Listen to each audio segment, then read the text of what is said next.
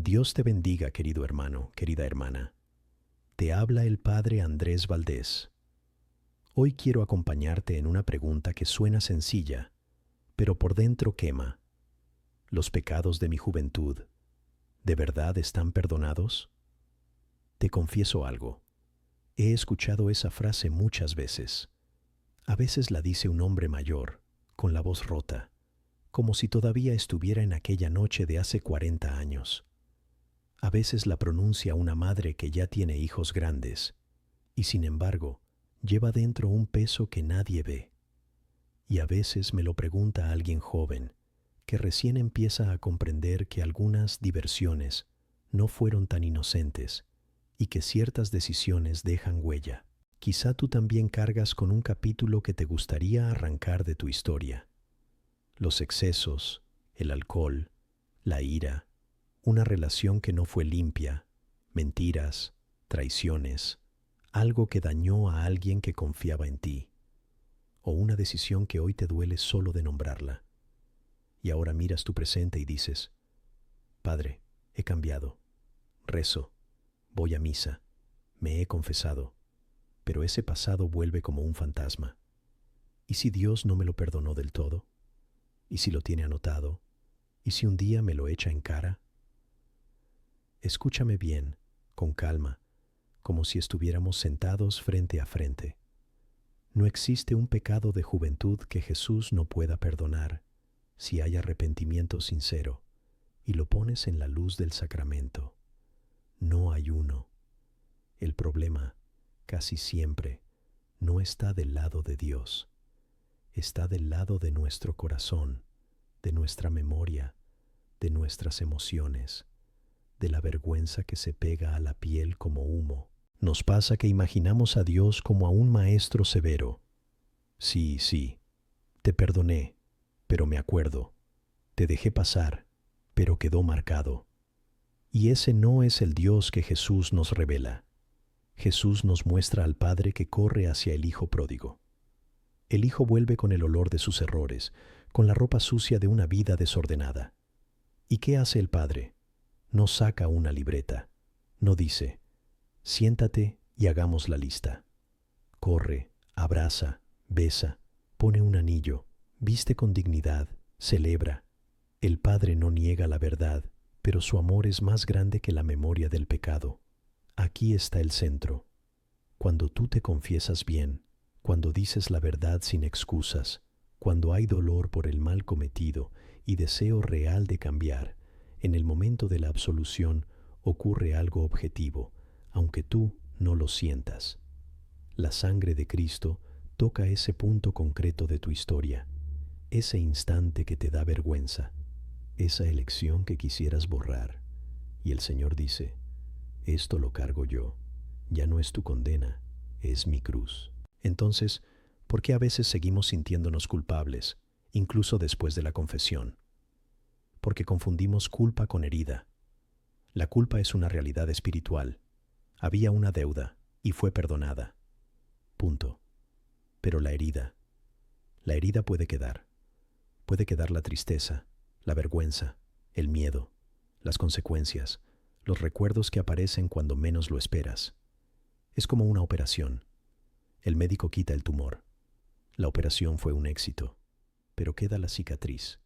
Pica, molesta, se nota en el espejo. Y nadie vuelve cada semana a pedir otra cirugía porque la cicatriz sigue ahí. Se necesita tiempo, cuidado, rehabilitación. En la confesión Dios quita el tumor de la culpa, pero luego quiere sanar el corazón, ordenar la memoria, reconstruir por dentro lo que el pecado desordenó. Y en ese tramo entra con fuerza una voz peligrosa, el acusador, esa voz que susurra, si Dios te hubiera perdonado, no lo recordarías. Si todavía te duele, es que sigues sucio, no vales. Esa voz no viene del Espíritu Santo. El Espíritu Santo puede recordarte el pecado para llevarte a la vida, para invitarte a la conversión, para abrirte a la gracia. Y aun cuando duele, siempre deja una puerta de esperanza. El acusador, en cambio, deja solo oscuridad, parálisis, ganas de huir de Dios. Tal vez tú dices, Padre, pero yo ya lo confesé, incluso más de una vez, y aún así vuelve a mi cabeza. Y ahí nace otra inquietud. ¿Tengo que repetirlo? ¿Será que me confesé mal? ¿Será falta de confianza en la misericordia? Antes de responderte, déjame darte una imagen que ayuda mucho. Imagina un álbum viejo de fotos. Lo abres y aparece una imagen que detestas.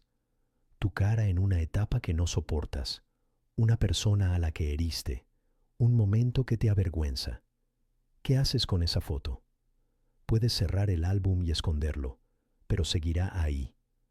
Puedes intentar romperla, pero la historia no desaparece. O puedes hacer algo distinto, sentarte con Jesús, abrir el álbum delante de Él y decirle, Señor, aquí me duele, aquí me da miedo mirar, entra tú en esto. Eso es un camino de sanación, no fingir que el pasado no existe, sino permitir que Cristo lo visite contigo, sin que el recuerdo sea un tribunal, sino un lugar donde la misericordia tiene la última palabra. Por eso hoy te pido un paso muy concreto. Esta noche, cuando estés en silencio, haz la señal de la cruz y dile al Señor con tu propia voz, aunque sea bajito, Jesús, creo que me perdonaste en la confesión, pero mi corazón todavía no sabe vivir como un corazón perdonado. Enséñame a recibir tu misericordia. Enséñame a mirarme con tus ojos. No hace falta rezar bonito, hace falta ser verdadero. Dios no se asusta de tu pasado.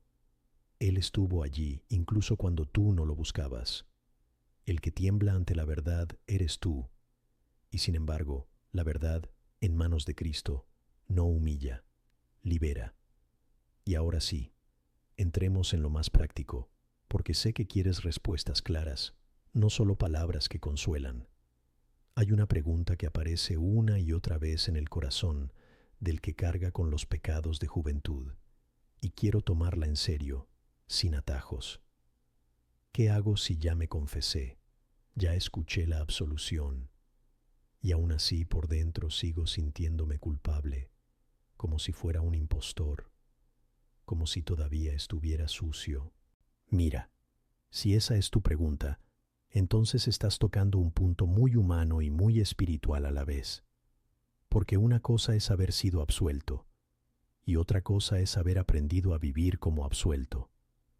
Y muchas almas se quedan atascadas ahí. Dios ya abrió la puerta, pero por dentro seguimos caminando como si estuviéramos encerrados. Lo primero que necesito decirte, con claridad y con ternura, es esto. La absolución no es un premio a tu perfección, es un acto de Cristo. No depende de que tú hayas sentido suficiente emoción, ni de que tus lágrimas hayan sido suficientes, ni de que tu vergüenza haya sido intensa. Depende de la gracia de Dios y de la verdad que tú presentas con humildad. Si te confesaste con sinceridad, sin esconder deliberadamente un pecado grave, con arrepentimiento real y deseo de cambiar, entonces el Señor actuó.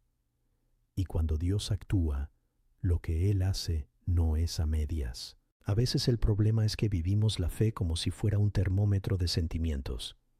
Si me siento limpio, entonces estoy limpio. Si me siento manchado, entonces sigo manchado. Pero la fe no funciona así. La fe se apoya en una palabra firme, no en un estado de ánimo. Jesús le dio a su iglesia una promesa concreta, que los pecados pueden ser perdonados. Eso significa que, cuando sales del confesionario, puedes decir una frase que tal vez te cuesta. Señor, no entiendo mi corazón, pero creo en tu palabra. Te lo digo como sacerdote. He visto personas que salieron de una confesión llorando de alivio y al día siguiente volvieron a hundirse. Y también he visto personas que salieron sin sentir casi nada, incluso con sequedad, y sin embargo estaban verdaderamente reconciliadas, porque la eficacia del sacramento no depende de la química de tus emociones, sino de la fidelidad de Cristo. Ahora bien, ¿por qué tu interior sigue acusándote? Porque la conciencia herida a veces aprende un idioma que no es el de Dios, el idioma del nunca, del siempre, del ya no hay esperanza. Ese idioma suena así: yo no tengo derecho, yo arruiné todo, yo ya no puedo mirar a Dios. Pero ese idioma no es el del Evangelio. El Evangelio dice: tú eras pecador, sí, pero ahora puedes ser hijo, no porque lo mereces, sino porque Cristo te tomó de la mano. Y aquí aparece algo delicado. No todo remordimiento es sano.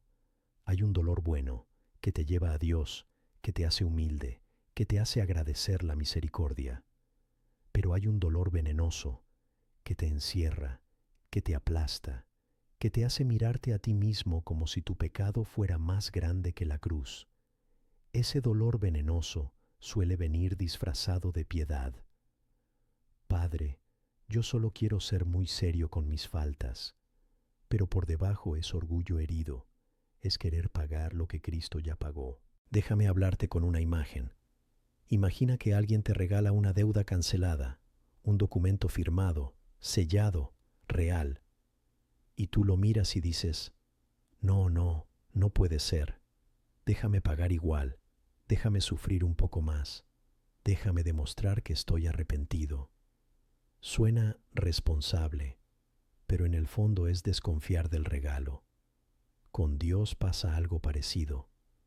Hay almas que quieren seguir pagando con culpa lo que ya fue pagado con sangre. Por eso, el primer acto que te propongo es un acto de fe muy concreto, casi simple. Cuando te venga el recuerdo, cuando te venga la escena, cuando te venga la frase: soy un impostor, detente un segundo y di: Jesús, yo ya confesé esto. Tú me absolviste. Yo elijo creer en ti más que en mi acusación. No es repetir por repetir. Es reeducar tu corazón para que aprenda a apoyarse en Cristo. Ahora pasemos a otra pregunta que suele seguir inmediatamente. Padre, ¿y si me confesé mal? ¿Y si me faltó un detalle? ¿Y si no expliqué algo con precisión? ¿Y si en realidad no tuve suficiente contrición? Aquí entramos en un terreno donde muchos buenos católicos sufren: el escrúpulo, esa inquietud constante que te hace revisar tu pasado como si estuvieras buscando una trampa. Entiende esto: Dios no está esperando que te equivoques en una palabra para anular su misericordia. El Señor no es un juez caprichoso que dice: ah, te faltó una frase, ahora todo vuelve. Si tú fuiste de buena fe, si dijiste lo esencial, si no ocultaste intencionalmente un pecado grave, si tu corazón estaba realmente orientado a volver a Dios, entonces el sacramento fue válido. Y si el sacramento fue válido, el perdón fue real. A veces se confunde confesión completa con confesión perfecta. Y no existe la confesión perfecta, porque ninguno de nosotros se entiende completamente. Lo que Dios te pide es verdad y humildad, no una autobiografía exhaustiva. Cuando uno se enreda en el «y sí», suele estar buscando una certeza absoluta que solo Dios tiene. Y eso cansa el alma. Aquí es donde la Iglesia, con sabiduría, aconseja algo precioso: un confesor estable. Una persona que conozca tu historia, tu modo de angustiarte, tu tendencia a revisarlo todo. No porque ese sacerdote sea un mago, sino porque te ayuda a salir del laberinto. A veces la medicina espiritual es tan sencilla como escuchar: hijo, ya está perdonado, no vuelvas a confesarte de eso, da gracias y sigue. Y esa obediencia puede ser una forma muy profunda de confianza en Dios. Ahora, atención, porque quiero ser muy honesto contigo. Hay casos en los que alguien vuelve a nombrar un pecado antiguo, no por escrúpulo, sino por herida abierta. Y eso es distinto. Si tú dices: Padre, ya me confesé de esto hace años y sé que Dios me perdonó, pero todavía me duele, todavía me pesa, todavía me bloquea en la oración. entonces tal vez no necesitas repetir el perdón, sino buscar sanación. Y la sanación no siempre ocurre en un solo momento.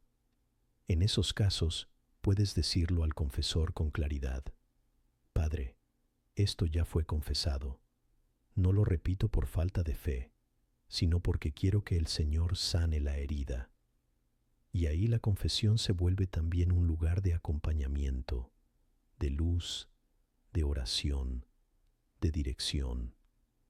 No para reabrir el expediente, sino para cerrar la herida.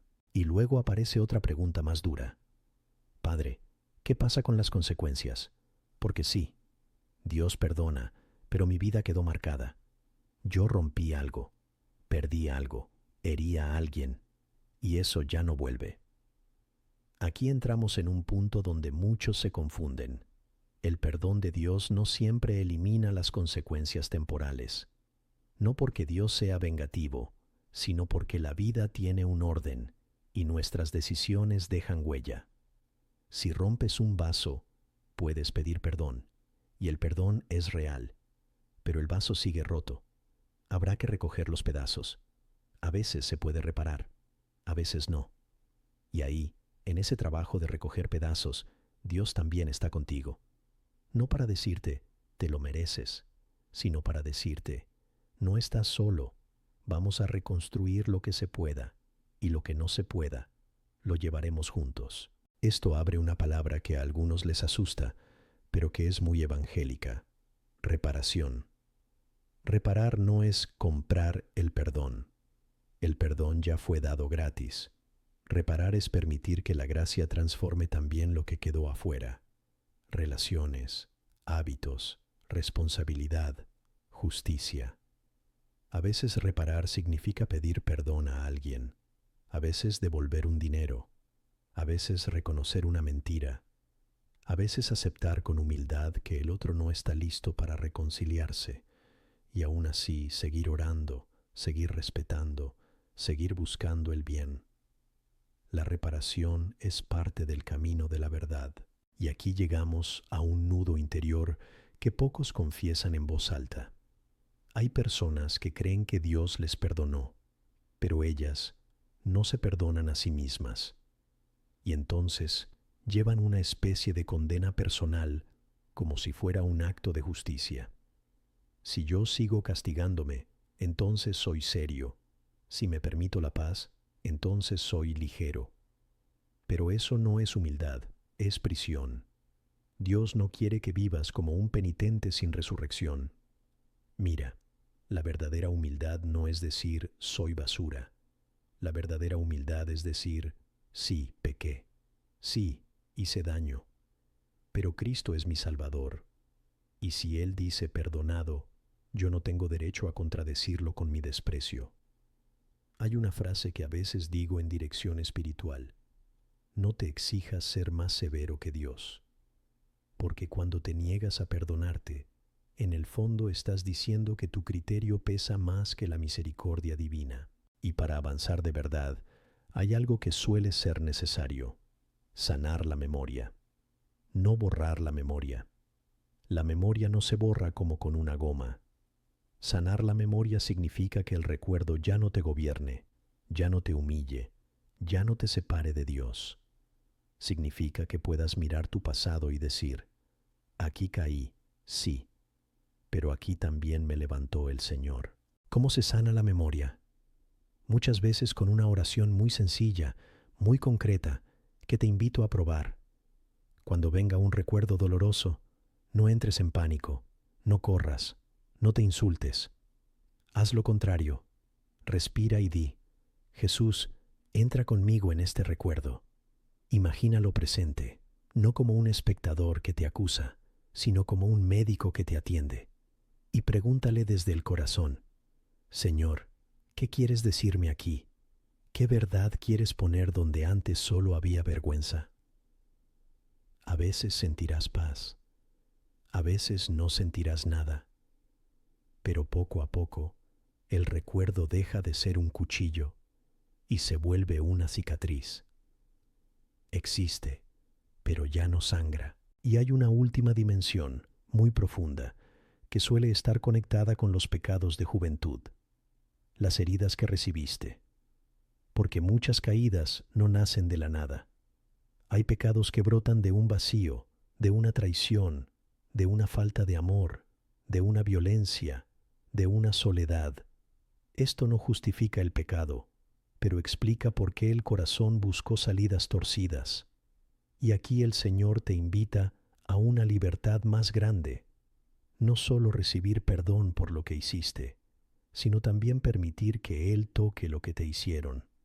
A veces, mientras uno no suelta el resentimiento, sigue atado al pasado, y por eso el perdón a otros, lento, procesual, con lágrimas, puede convertirse en una llave para que tu propia culpa pierda fuerza. Perdón no es decir no pasó nada. Perdón es decir, Señor, te entrego esta deuda. Yo no quiero vivir toda la vida con el puño cerrado. Y eso, cuando se hace con Cristo, abre espacio para que la paz crezca. Tal vez ahora, mientras me escuchas, sientes algo dentro que dice, Padre, esto me toca, pero todavía no sé cómo vivirlo en lo cotidiano. Todavía me levanto y me acuerdo. Todavía me miro y me juzgo. Todavía tengo miedo de acercarme a Dios con confianza. Bien, no estás solo, y no vamos a quedarnos en ideas, porque la misericordia no es solo una palabra bonita, es un camino. Y justamente por eso, en lo que sigue quiero llevarte a lo más concreto, a lo que cambia la vida de verdad. Cómo empezar a vivir día a día como alguien que ha sido perdonado. Cómo dejar de alimentarte de la culpa. Cómo sostenerte cuando vuelven los recuerdos. Cómo apoyarte en la palabra y en los sacramentos. Y cómo dar pasos sencillos, reales, posibles, para que tu historia ya no sea una cárcel, sino un lugar donde Cristo se manifieste como Salvador. Entonces vamos a aterrizarlo en la vida real, en el lunes por la mañana, en la cocina, en el trabajo, en esa noche en la que de pronto vuelve el recuerdo y te aprieta el pecho. Porque la pregunta no es solo si Dios perdona.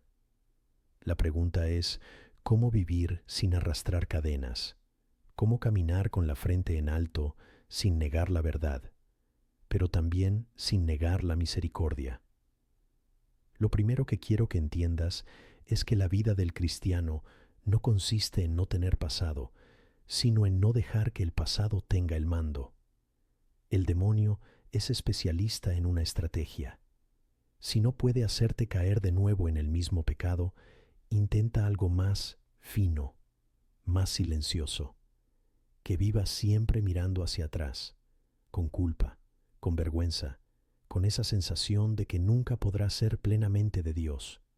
Y así, aunque reces, aunque vayas a misa, aunque te confieses, por dentro sigues siendo prisionero. El Señor, en cambio, no te rescata para que vivas en un museo de ruinas. Te rescata para que vivas como hijo. Y aquí hay una decisión que parece pequeña, pero cambia todo. Dejar de apoyarte en tu autoacusación y empezar a apoyarte en la promesa de Cristo. Cuando te venga la escena, cuando te venga la palabra impostor, cuando te venga esa sensación de suciedad, no discutas con el recuerdo como si fuera una sentencia. Trátalo como una invitación a volver a Cristo. Puedes decir, Jesús, esto ya fue lavado en tu sangre. No voy a volver a condenarme. Me pongo delante de ti. Repite esa oración tantas veces como sea necesario, no porque el perdón se repita, sino porque tu corazón se educa con perseverancia. Ahora, para que esa fe baje de la cabeza al pecho, necesitas alimentar tu interior con algo más fuerte que tus imágenes. Y ese algo es la palabra de Dios. Te lo digo con mucha sencillez. Si tu memoria te muestra escenas de pecado, tú necesitas darle a la memoria escenas de misericordia, escenas donde Dios levanta, perdona, restaura. Lee despacio el encuentro de Jesús con Pedro después de la negación. Jesús no le hace una humillación pública, no le frota la culpa en la cara, le pregunta por el amor y le confía una misión. Y eso es clave. Cristo no solo te perdona, también te devuelve dignidad y te entrega un para qué.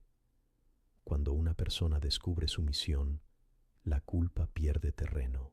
Hay algo que recomiendo mucho a los fieles que cargan con pecados antiguos. Toma un pasaje del Evangelio y léelo como si fueras tú, no como si fueras espectador. Ponte en la escena. Si eres el hijo pródigo, escucha al padre decirte: este hijo mío estaba muerto y ha vuelto a la vida. Si eres la mujer sorprendida en adulterio, escucha: yo tampoco te condeno. Si eres Pedro, escucha: apacienta mis ovejas. El Evangelio no es un libro sobre gente de hace 2000 años, es la voz de Cristo hoy, entrando en tu historia. Y junto con la palabra está la Eucaristía. Muchos dicen: Padre, yo creo en el perdón, pero mi corazón sigue inquieto. Bien, la inquietud se cura con presencia. Cuando comulgas en gracia, Cristo entra en ti de una manera real, no simbólica, real. Y su presencia no es solo para sentirte bien. Su presencia es medicina. A veces te dará paz sensible, a veces te dará una paz escondida, que no se nota en el momento, pero que con el tiempo cambia tu mirada. Por eso, si puedes, vuelve a la adoración. Siéntate delante del Señor, aunque no sepas qué decir. Dile solamente: aquí estoy, mira mi herida, mira mi vergüenza. Yo no sé cómo curarme, pero tú sí. Y ahora quiero tocar algo muy práctico. ¿Qué haces cuando el pasado vuelve como una oleada? Porque vuelve.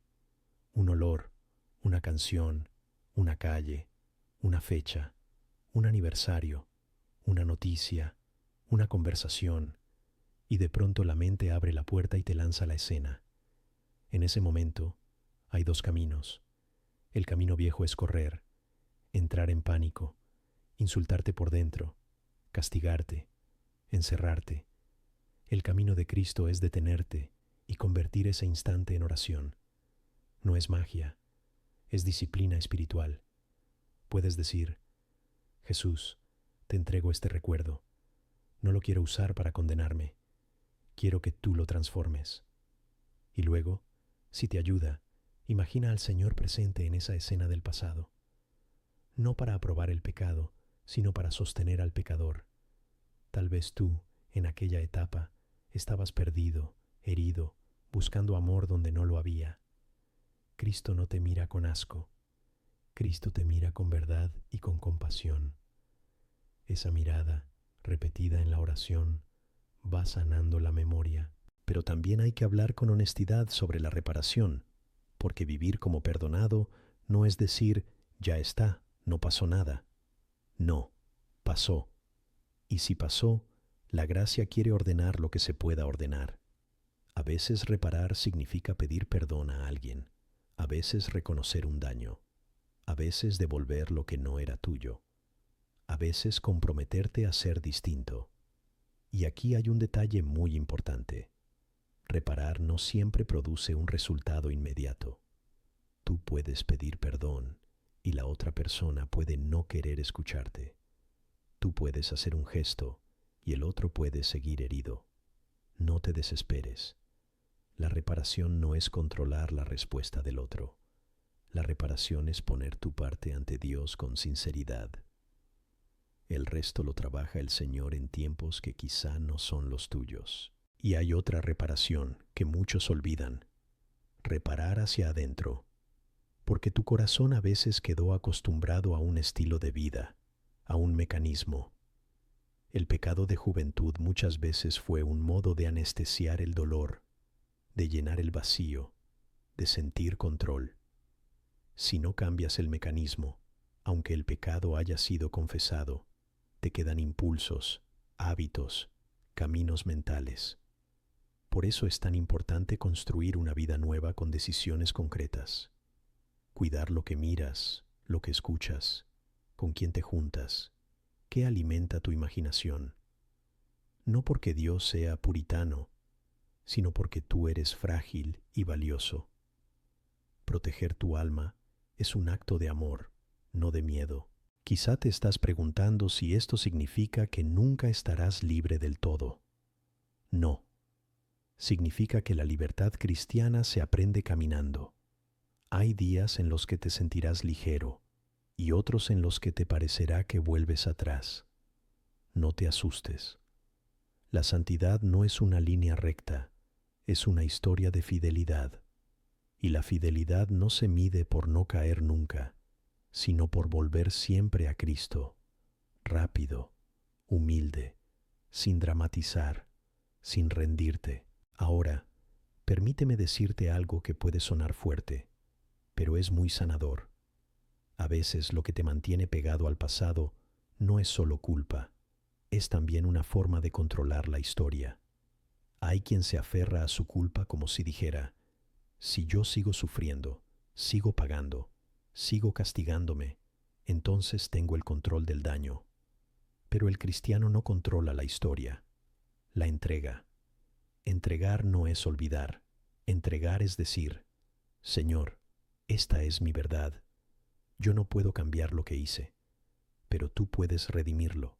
Tú puedes sacar bien. Tú puedes convertir mi vergüenza en humildad, mi caída en compasión por otros, mi historia en testimonio.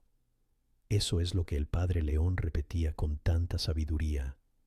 El perdón no solo borra, también fecunda.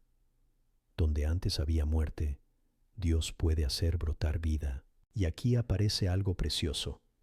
Cuando dejas de vivir como acusado, empiezas a vivir como enviado. Porque Cristo no te perdona para que te quedes mirándote a ti mismo. Te perdona para que ames, para que seas más humano, más misericordioso, más capaz de entender a otros.